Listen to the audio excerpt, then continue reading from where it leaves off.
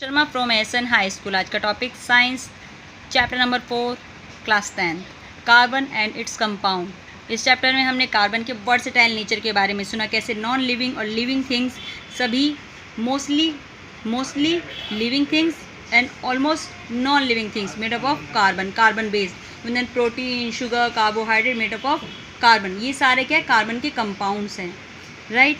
हमारे नेचर में अगर बात की जाए कार्बन की तो बहुत कम पाया जाता है। देन एयर में कार्बन डाइऑक्साइड में CO2 मीन कार्बन और ऑक्सीजन का कंपाउंड है। नेचर में सिर्फ 0.03% है। और अगर अर्थ क्रस्ट की बात की जाए तो उसमें कार्बन सिर्फ 0.02% पाया जाता है। Carbon is a non metal, is a element but is non metal होते हुए भी इसके इतने सारे कंपाउंड होते हैं। उसका नेचर क्या है? फर्स्ट ऑफ ऑल तो उसका नेचर है बॉन्डिंग इन कार्बन बॉन्डिंग करता है। बॉन्डिंग मतलब देखो, जैसे हम NaCl की बात करते हैं तो उसमें सोडियम Cl क्लोरीन, तो सोडियम क्या होता है, एक इलेक्ट्रॉन लॉस करता है, पॉजिटिव चार्ज होता है, और Cl एक इलेक्ट्रॉन गेन करता है, नेगेटिव चार्ज आता है। तो दोनों क्या है, कौन से बॉन्ड बनाते हैं? दिस इज आयोनिक, जिसमें आयन्स आपस में पार्टिसिपेट करते हैं, पॉजिटिव आयन और नेगेटिव आयन, और दोनों एक दूसरे से कंपाउंड बनाते हैं। लेकिन कार्बन में इस टाइप के कंपाउंड नहीं बनते, ये इलेक्ट्रॉन को शेयर करता है। क्योंकि इसका रीज़न क्या है, इसके पास वैलेंस शेल में 4 इलेक्ट्रॉन है। इसे 4 इलेक्ट्रॉन की नीड है अपने ऑक्टेट को कंप्लीट करने के लिए।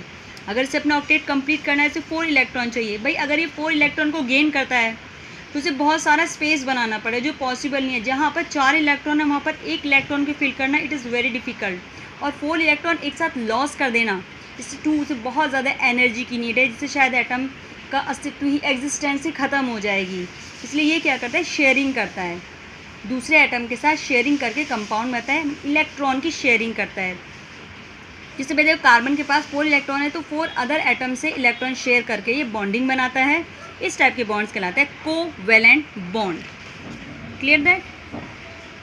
चलिए भाई, इसी टाइप से कोई ज़रूरी है कि ये बॉन्डिंग से कार्बन में पाई जाती है, बहुत सारे और भी कंपाउंड्स में, जैसे हाइड्रोजन ही बॉन्ड की बात कर लेते हैं। भाई हाइड्रोजन के पास 1 इलेक्ट्रॉन है, इसे अपना ऑक्टेट कंप्लीट करने के लिए 1 इलेक्ट्रॉन की नीड है, तो दूसरे हाइड्रोजन के साथ ये बॉन्डिंग करता है। 1 इलेक्ट्रॉन तुम शेयर करोगे, 1 मैं शेयर करूँगा, राइट। देन इसी तरीके से दोनों के पास 2-2 इलेक्ट्रॉन हो गए, फर्स्ट के पास भी 2 इलेक्ट्रॉन, सेकेंड के भी।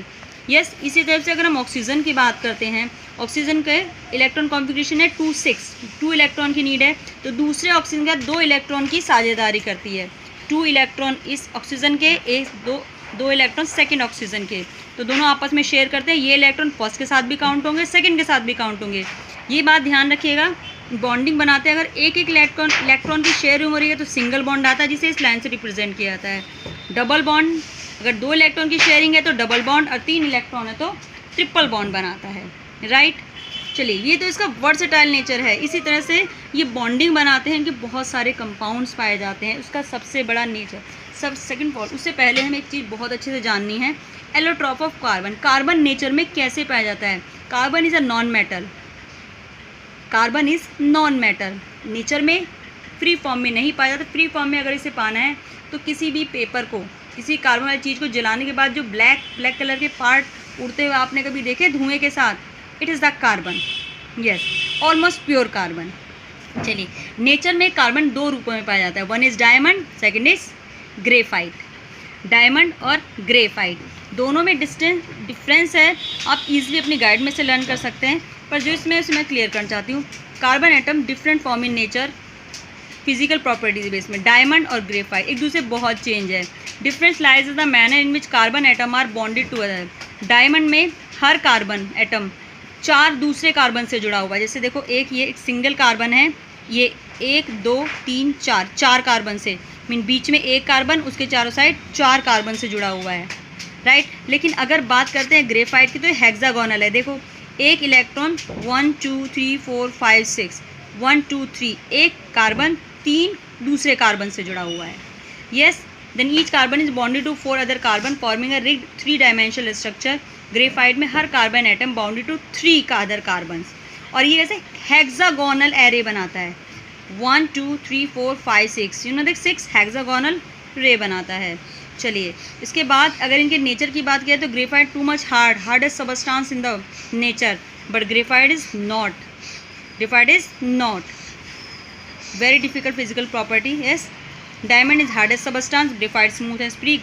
Graphite is also very good conductor of electricity. जबकि हमें पता है कि नॉन मेटल इलेक्ट्रिसिटी कंडक्टर नहीं होते, बट ग्रेफाइट है.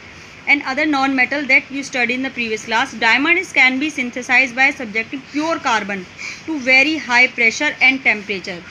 हाई प्रेशर और टेम्परेचर पे प्योर कार्बन को सिंथेसिस करके डायमंड बनता है.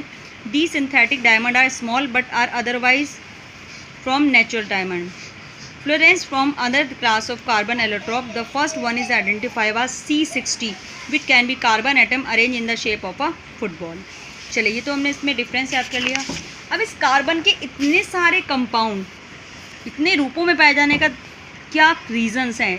2 reasons. What is catenation, second is tetravalency. Catenation मतलब कार्बन से कार्बन जुड़ने की प्रक्रिया. इसमें क्या होता है, कार्बन कार्बन से